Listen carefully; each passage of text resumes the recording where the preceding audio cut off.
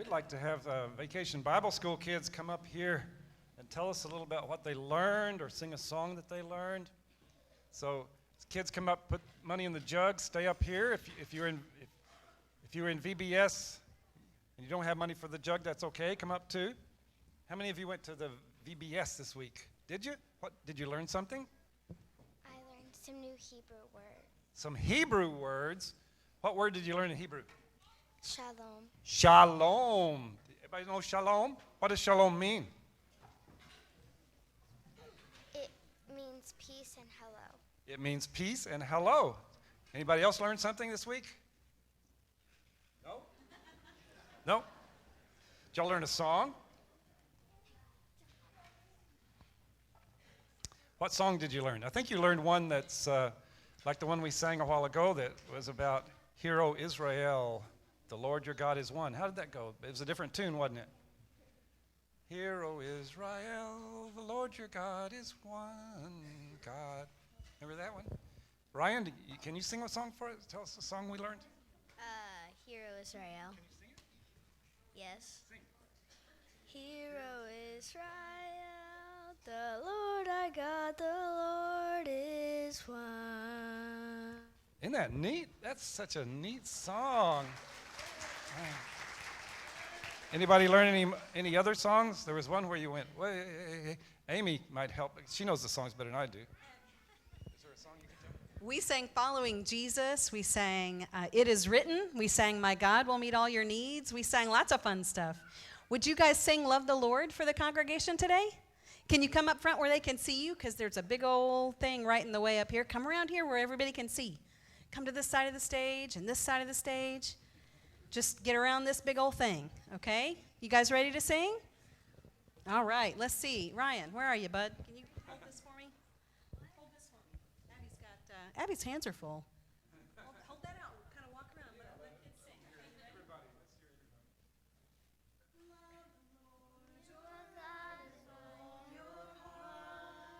hear everybody.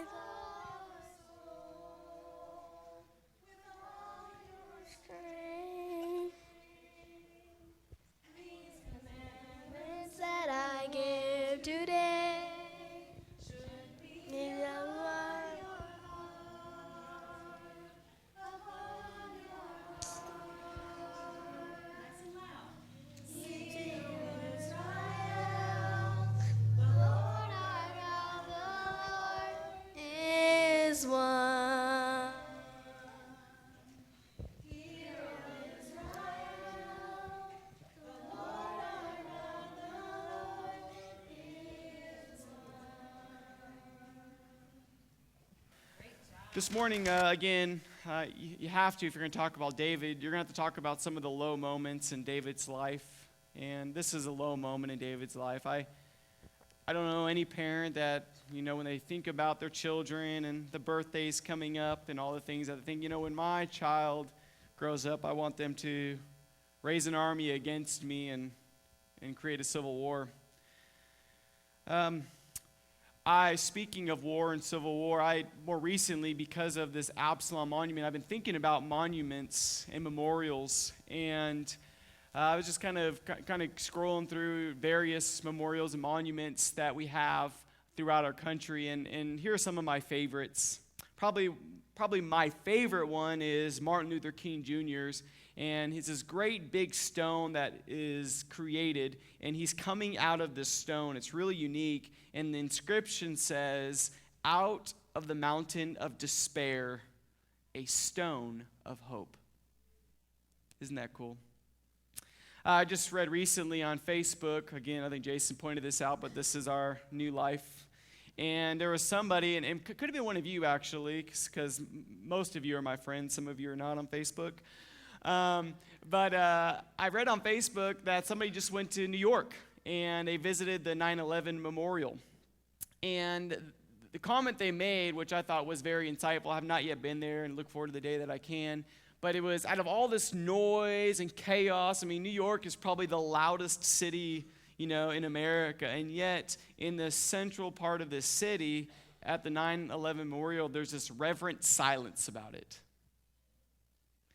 And the inscription there in this silence, surrounded by noise and chaos and traffic, says, "No day shall erase you from the memory of time."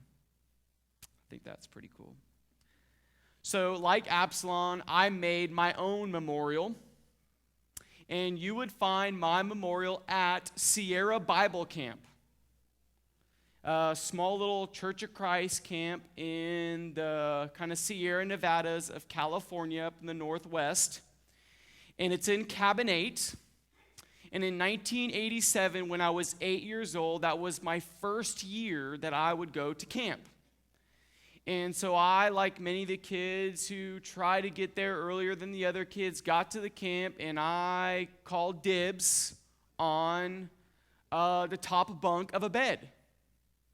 And that first day, as was tradition at this particular camp, all of us could make an inscription in the rafters. And so there was just this really beautiful place above my head where I slept on the bunk that gave me the opportunity to write, and I wrote down, "Here lies Mickey B." That was my name, Mickey. So Mickey B. And so, I think I put down AD 87, 1987. So I have my own memorial. Unfortunately, that same night, 1987, I don't think they were big into safety. There was no safety bar of the upper bunk. I fell out of my bunk and bonked my head on the ground, woke up, and that would be the last night that I would sleep on the top bunk of a bunk bed. So I no longer lied there for the rest of the week. Pretty sad, pretty pathetic, but maybe not as sad and pathetic as Absalom's memorial. His inscription says, "I have no son to keep my name in remembrance." Kind of sad for somebody who maybe experienced kind of a sad life. What went wrong with Absalom? I mean, we're in 2 Samuel chapter 18, but you could almost go back all the way to 2 Samuel chapter 13. And David had lots of children, lots of siblings. His oldest sibling was Amnon, who was probably going to receive the crown and become the next king of Israel. And to make a long story short, he made a serious, really dumb mistake, sinful, degrading, awful. He had an inappropriate relationship with his sister. And David, I don't know, maybe because he was the first son, maybe because he was worried about the implications of any consequences, or maybe he was just like, that Stanford dad of his son who kind of wrote, if you haven't been caught up in news, he kind of said something that was, maybe, who knows, maybe didn't mean to say it, but he said some pretty awful things about the situation. But I think he was saying in a way that he's trying to be defensive for his son, and I'm not justifying anything he said. It was really bad.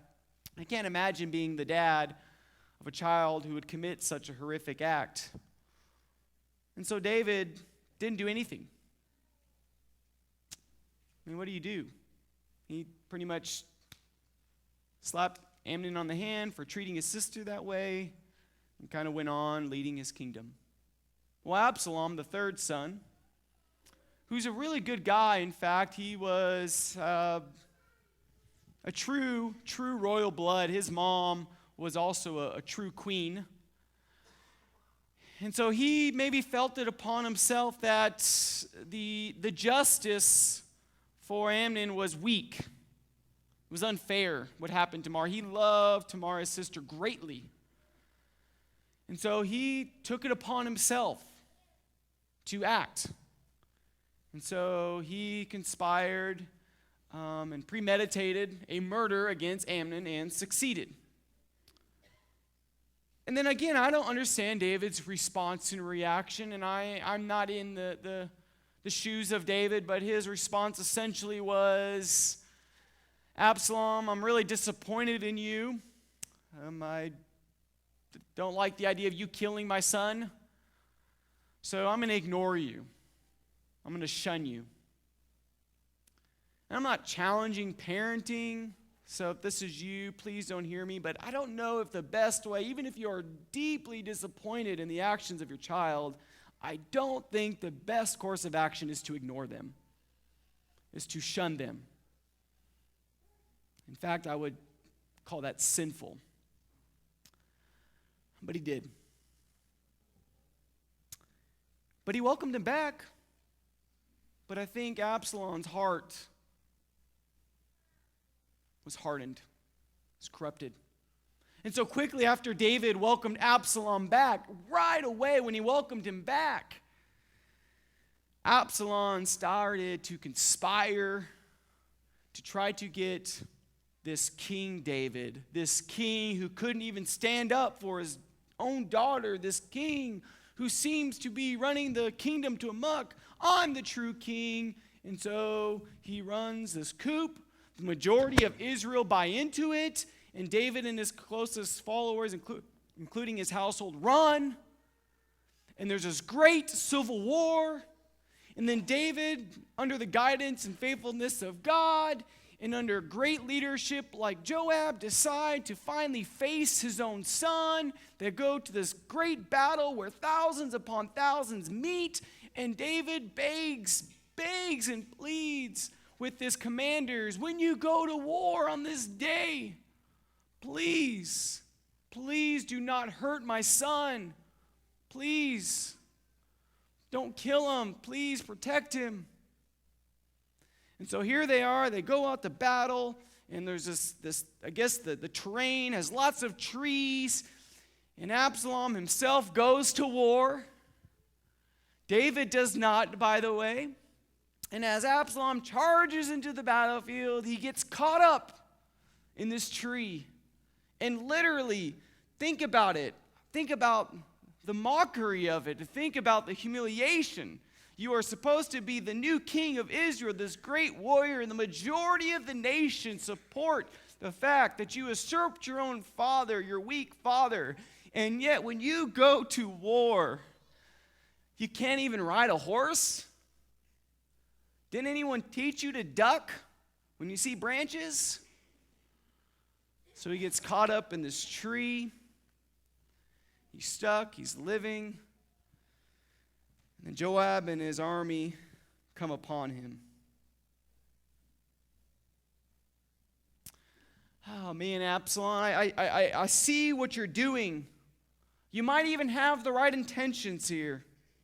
I mean, don't you want to be the one remembered as the person that stood up to your family when they did wrong things? That you stepped in and led when maybe your father or another leader failed to be that effective leader? That you had the chance to take a nation from being okay to great? Those seems like right intentions, but if you read the text, it was done in vain. Meaning, he did this for himself. I mean, who really builds a memorial for themselves? So David is heartbroken. And the text says that 20,000 people of the same nation died on that day. But here's the thing, one death is the focus. And did you notice in the story how over the top the death was? And I think the author is trying to do something here, but think about the death of Absalom. It's humiliating and embarrassing by the fact that you get caught in a tree. And then you're stuck so long that the guy who catches you caught in the tree goes to his commander. His commander comes back and goes, dude, why didn't you kill him? I mean, he's our enemy. He's like right there exposed. And the guy says to the commander, hey, Joab, you know David's like one of your best friends. He's helped you get to the position you're at today. He did say to protect Absalom. And here's Absalom literally like hanging right in front of us. Joab says, I heard what David says, but I'm going to take it upon myself because I think David's wrong. And so Absalom takes 3 spears and throws them at the guy. And so here's this guy hanging in a tree, and there are 3 spears sticking out of him. I'm sorry about the scene. I realize this, but you got to see the overtop of this death. And then that wasn't enough. Now, I've never been stabbed by this massive warlike spear, but I'm pretty sure one's enough, right? He gets 3, and then he calls 10 of his other commanders to come on in, and they throw their spears. 13 spears jutted out of a dude who's hanging in a tree. They remove him from the tree. They tell this army who's chasing the other army, hey, stop doing what you're doing. Stop the war.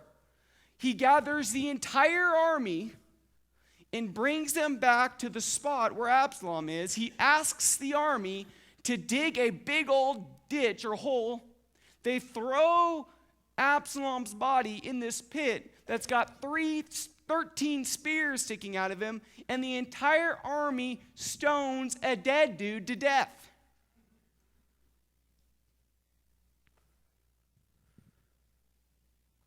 Over the top? Why? It's not an ordinary death. If there is a terrible death out there, here it is. The death of Absalom, hanging from a tree. 2 Samuel chapter 18, verses 9 says, he was left hanging between heaven and earth. Left hanging between heaven and earth. And as a result, a tragic, horrific death. But I would argue that Absalom has been stuck for a lot longer than just that day in the tree. You see, Jesus says you can't serve 2 masters. You can't be stuck between heaven and earth. You can't serve both heaven and the world. See, Absalom made this great mistake, and that was he knew what was best for him.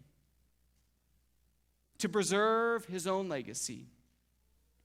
To go after an unforgiving, unloving bad parent. To kill a brother because of the brother's terrible choices.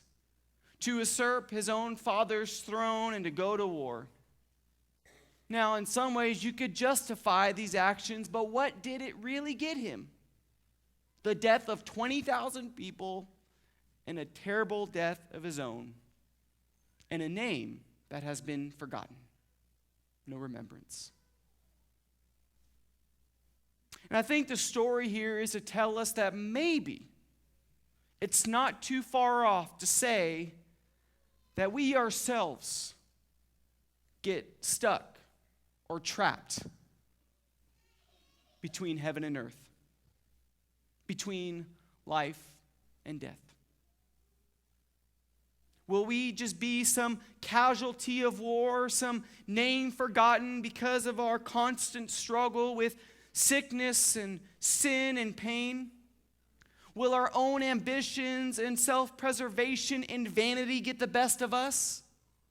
Will we allow ourselves to serve 2 masters where we ourselves are literally stuck in this embarrassing, humiliating aspect of life where we don't know what to choose, heaven and earth? Do you know that churches can get this way?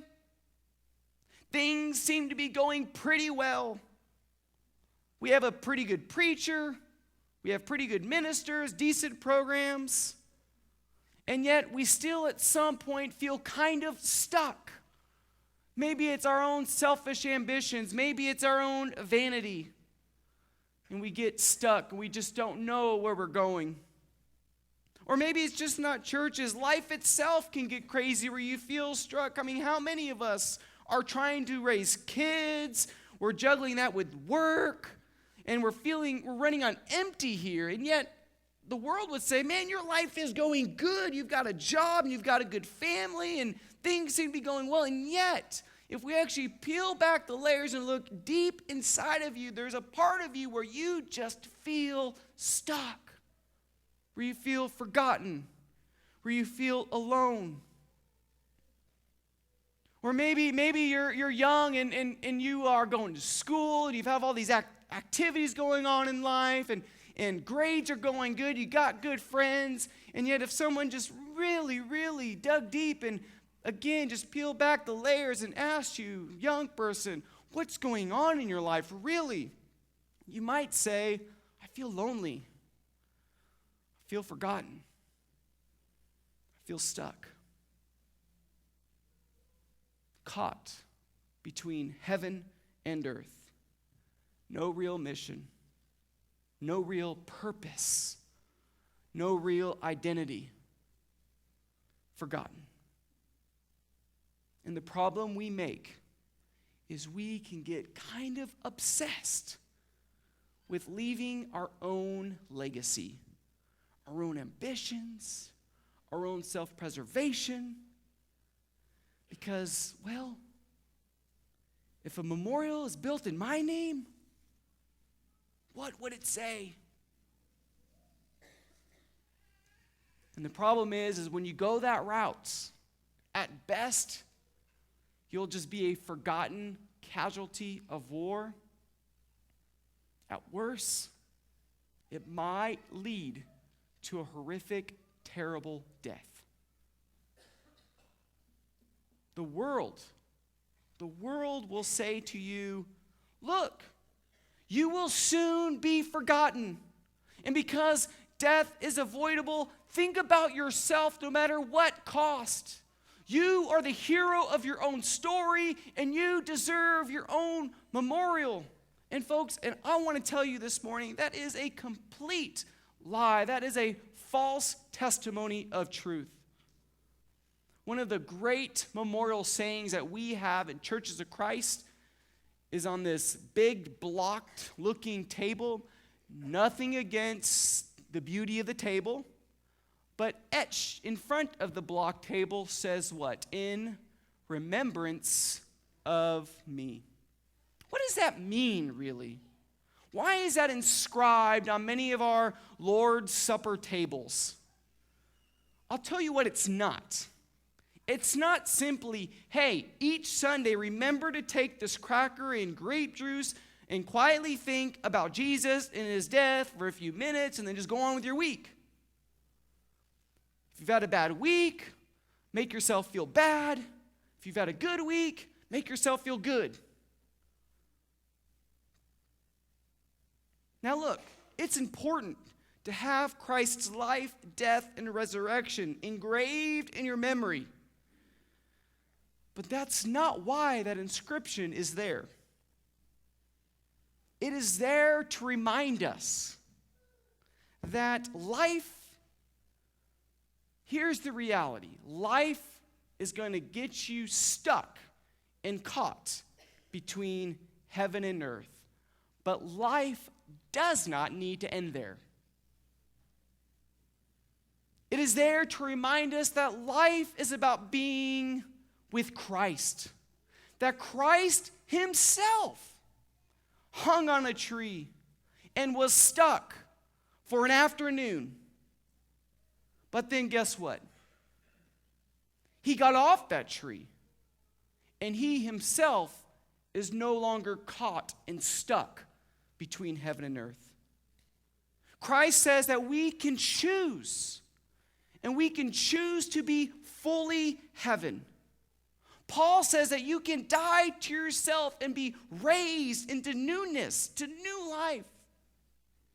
And so this morning I encourage you, if you yourself feel like you are completely surrounded by war that's being waged in your life, whether it's sickness, whether it's pain, whether it's struggle, that you feel like that no matter what it is, and maybe it's not even that big and obvious, maybe it's just small, and maybe it seems just so miniature compared to the world.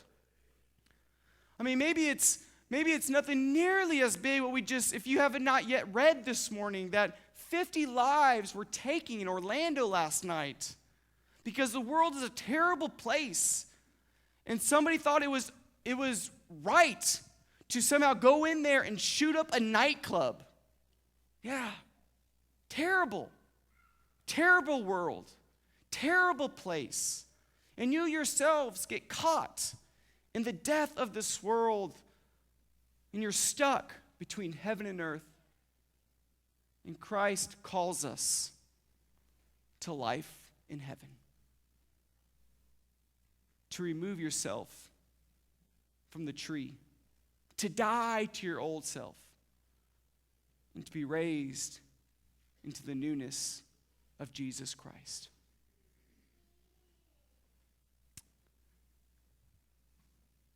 We don't escape the realities of pain and struggle and sin, but we do escape the reality of death, of even the most horrific of deaths. And so, let me share with you that we all have a memorial built for us. We do. And let me share with you the inscription. My name, Mick, and your name, each of your names, and generations after us will always be remembered. Always be remembered because of Jesus Christ.